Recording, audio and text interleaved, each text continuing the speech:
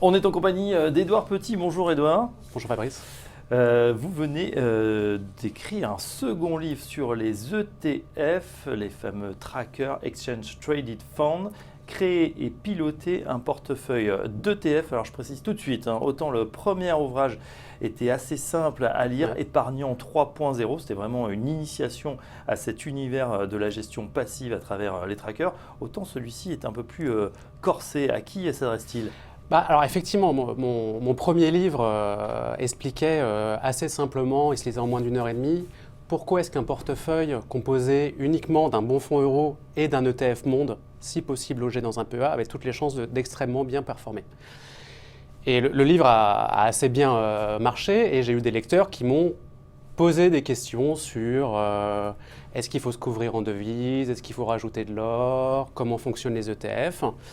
Donc j'ai écrit un livre plus avancé pour ceux qui veulent en savoir plus. Et donc ce n'est pas un livre de recettes toutes faites, c'est un livre, parce que dès qu'on dévie du marché, c'est un avis en fait, qui explique sur la base de données, je pense qu'on en parlera, les avantages et les inconvénients de dévier du marché. En fait. Alors on va y venir. Juste une précision, Edouard Petit, vous n'êtes pas gérant. Non. Vous n'avez finalement peut-être que votre portefeuille, pas obligé de tout nous dire. En tout cas, c'est basé sur votre expérience. Vous ne dépendez pas d'une compagnie bancaire ou d'un groupe. Vous êtes, ça ne fait pas partie de votre nom, c'est vraiment votre pur intérêt. Et vous êtes penché justement sur ce qu'on appelle l'evidence-based investment. On peut traduire par l'investissement basé sur les faits, sur l'évidence. Racontez-nous ce que c'est exactement. Alors, ce qu'on voit en général, c'est qu'on entend beaucoup de choses sur ce qui s'est passé récemment en bourse et on trouve des explications liées à l'économie, etc. Et ce n'est pas toujours extrêmement factuel.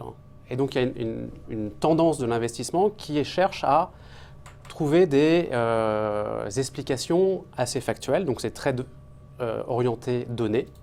Typiquement, on s'appuie sur des données longues depuis 1900 si possible dans de nombreux pays. Par exemple, si on pose la question, est-ce que les actions couvrent contre l'inflation ? C'est pas facile de répondre. Et on regarde tout ce qui s'est passé depuis 1900 dans 30 pays en fonction des cycles économiques, des guerres, etc. Et on essaye d'en tirer quelque chose.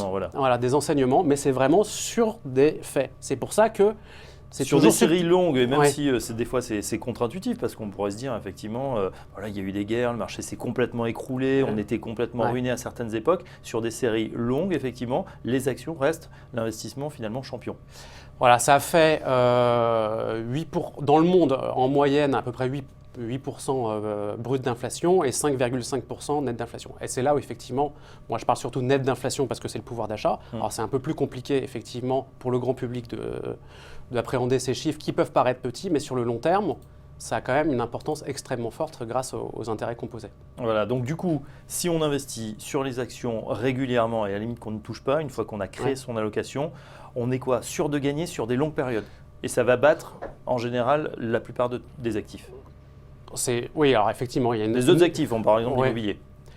Alors c'est toujours compliqué effectivement sur des données longues de comparer parce que typiquement sur l'immobilier, est-ce qu'on compte les frais d'entrée, les frais par exemple si on doit changer des fenêtres, d'amélioration, etc. Mais les données longues sur l'immobilier, si on ne regarde pas les loyers qui sont un peu plus compliqués à analyser, ça fait 0% en moyenne, en prix, net d'inflation dans le monde. L'immobilier aux États-Unis qui est quand même un pays en croissance, les bureaux à Manhattan, les maisons à Rotterdam depuis 1600. Voilà. Donc je ne suis pas contre l'immobilier, mais ça permet d'avoir une perspective un peu différente de ce qu'on entend, parce qu'effectivement, sur les 20 dernières années, l'immobilier a beaucoup augmenté. Alors c'est ce que je voulais vous dire, parce que les séries longues, c'est très bien, si on revient jusqu'à 1900. En revanche, on dure rarement aussi longtemps. Tout à fait. Il faut commencer très tôt au berceau et puis avoir une longévité quasi exceptionnelle. Ça arrivera peut-être dans des prochaines années. En tout cas, là, qu'est-ce qu'on peut faire ? Voilà, si on est investisseur, pour ceux qui nous regardent, qui n'ont pas encore commencé peut-être, quelles sont les recommandations qu'on peut donner ? Les recommandations les plus simples, c'est effectivement d'investir dans un indice très large au travers d'un ETF qui n'a pas beaucoup de frais. Donc ça reste toujours frais, donc c'est vrai ça. Donc c'est un indice monde qui investit dans le monde entier. On ne se prend pas la tête, entre guillemets, on prend le MSCI World, ça prend en compte toutes les plus grandes capitalisations et on abonde régulièrement Voilà, l'idée c'est d'investir tous les mois parce que... On peut commencer dès maintenant du coup. Alors, moi je pense qu'on peut commencer dès maintenant, bien qu'on entende que les marchés sont hauts, parce qu'il n'y a pas vraiment de moyen de savoir si les marchés sont hauts. Donc j'ai un assez long chapitre sur ce livre sur comment analyser la cherté des marchés. Et c'est pas facile de le faire. Parce que les gérants à longueur de plateau, toute la journée nous disent il y a peut-être un market timing, c'est le moment, c'est pas le moment. En fait, vous dites finalement sur une série longue, si vous êtes parti pour 10, 20 ans, c'est ce qu'on souhaite à ceux qui nous regardent, ou peut-être beaucoup plus pour les plus jeunes. Peu importe, si vous rentrez en 2017, vous ne vous souviendrez plus que c'était en 2017 ou en 2018, d'ici 10 à 20 ans. Ouais. Et donc, il faut abonder régulièrement sur cet indice, le plus large possible. On fait une allocation. C'est ce que vous appelez le lazy investing. Finalement, on est paresseux, on n'a pas besoin de s'en occuper. Par contre, il faut faire ses devoirs et abonder régulièrement. C'est ça. Il faut être fort psychologiquement parce qu'il faut faire ça régulièrement et se poser la question si le marché haut est bas. Et typiquement, parce qu'on va acheter haut, c'est sûr, parce que je ne nie pas qu'il puisse y avoir des marchés hauts, des bulles, etc. C'est juste qu'on ne peut pas les identifier facilement. Donc ça ne sert à rien d'essayer.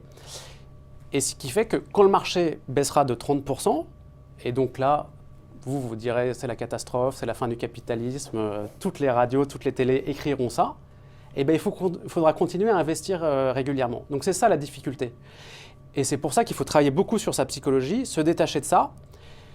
Et c'est là où le deuxième livre est intéressant pour ceux qui veulent comprendre, c'est que ces données longues aident à mieux appréhender et à travailler sur ces psychologiques parce qu'on voit que ça remonte, on a étudié ça pour moins céder à la panique. Ouais, finalement, on se dit, bon, c'est pas grave, il y a un crack, je suis en train de perdre 40%, mais sur une série longue, tout va bien. Bon, il ne faut pas que ça arrive la dernière année où on en a besoin, évidemment. Oui, mais si on l'a fait sur 20 ou 30 ans, normalement, il ne devrait pas y avoir trop de soucis, régulièrement, effectivement. Alors, le livre, Créer et piloter un portefeuille d'ETF est évidemment beaucoup plus technique. Les risques, justement, sur les ETF, est-ce qu'il y en a ? Alors, comme tout investissement, il y a des risques et ils sont assez souvent notés par les gérants actifs parce qu'il y a une certaine compétition entre les ETF et les gérants actifs. Pour moi, il y a trois formes de risques qui sont assez différents. Donc, le premier risque, c'est le risque du sous-jacent. Mais c'est comme un fonds classique. Investir dans un portefeuille diversifié d'actions mondiales, Apple, Amazon, et puis en Europe, Total, etc., c'est pas la même chose que d'investir sur des small cap grecs. Bon, voilà. Et on diversifie, donc c'est l'art de la diversification. Là aussi, vous consacrez un chapitre. Là aussi, plus on diversifie, il y a beaucoup de théories là-dessus, et moins on prend de risques. Voilà. Donc, en général, c'est ça. Est-ce qu'il y a un risque sur les émetteurs ? Alors, effectivement, il y a le risque de l'enveloppe. Parce que là, pour le coup, ce sont des sociétés, Société Générale, Citi, des grands noms, BlackRock, Vanguard, qui vont créer ces produits. Ouais. Est-ce que sur ces sociétés qui créent ces produits, on peut avoir un risque ? Oui, bien sûr. Mais voilà, un risque sur la Société Générale, sur BlackRock, comme quand on investit dans une assurance vie, il y a un risque de contrepartie avec l'assureur. Quand on investit dans un fonds, si le fonds fait faillite, ce qui normalement n'arrive pas, bon, on sera quand même embêté. C'est à peu près la même chose sur un ETF. Donc pour moi, il n'y a pas plus de risque sur l'enveloppe en tant que telle par rapport aux produits classiques, disons, de la finance. Pour ceux que ça intéresse, on voit aussi comment sont construits ces ETF, ce panier d'actions, comment c'est acheté entre justement l'émetteur de ce produit et puis ces market makers. Je crois qu'il y a des gens qui sont autorisés justement à faire ces transactions. Et vous dites, c'est assez intéressant, j'ai lu aussi, vous n'êtes pas forcément critique vis-à-vis du trading haute fréquence, vous dites que ça permet aussi d'ajuster et de faire des arbitrages. Je ne suis pas un spécialiste du trading haute fréquence, mais comme dans beaucoup de choses, il faut être mesuré et il y a des aspects positifs. Et donc le trading haute fréquence, ça aide à améliorer ce qu'on appelle le price discovery, enfin en tout cas la liquidité, les prix, etc. Et donc les ETF, ça s'appelle comme ça, sont des fonds cotés. Donc ça sert à coter au plus juste les fonds, les ETF, pour qu'ils soient le plus proches de la valeur des sous-jacents. De la valeur le refléter. Voilà. Si Apple, par exemple, hier a chuté de 1,5%, il faut instantanément que l'ETF reflète cette performance. Et donc, ils font ça très vite. Et le HFT sert, le trading haute fréquence sert notamment à ça. Alors, je ne dis pas qu'il n'y a pas des inconvénients au trading haute fréquence, mais c'est un exemple, effectivement, qu'on n'entend pas nécessairement très souvent, de choses positives des market makers et du trading haute fréquence. L'allocation en tout cas d'actifs, peut-être nouvelle génération, vous dites, pour construire donc son portefeuille financier avec des ETF, des fonds en euros, des SCPI, de l'or, de matières premières. Tout ça, on peut le trouver à travers les trackers. Alors, on peut mettre de l'immobilier dans les trackers, etc. Des SCPI, c'est un produit spécifique, mais comme c'est un produit assez à la mode, j'explique aussi comment mixer avec donc c'est plus sur la location d'actifs majoritairement avec les ETF, mais j'explique est-ce que les SCPI sont quand même une bonne idée et comment mixer avec un portefeuille d'ETF. Voilà. Bon, en tout cas, on a dévoilé vraiment la surface de ce livre qui est beaucoup plus dense que celui de la dernière fois. Ça s'appelle « Créer et piloter un portefeuille d'ETF ». C'est écrit par Édouard Petit. Mais il se lit bien quand même. Et il est très bien. En plus, on a une chouette préface de Philippe Maupas qui connaît bien le sujet également. Et je vous engage, si vous êtes intéressé, si vous êtes placé d'ailleurs sur ces produits, à découvrir un peu le dessous des cartes avec le bouquin d'Édouard. Merci Édouard Petit. Merci. Je rappelle donc que vous êtes consultant dans la vie civile et puis auteur, puisque vous êtes passionné sur ces produits ETF, donc de 2 livres. L'épargne 3.0, je conseille quand même de démarrer par là et puis ensuite d'intégrer le second, donc créer et piloter un portefeuille d'ETF. Merci beaucoup, à très bientôt. Dans un instant, la suite du programme sur Téléfinance.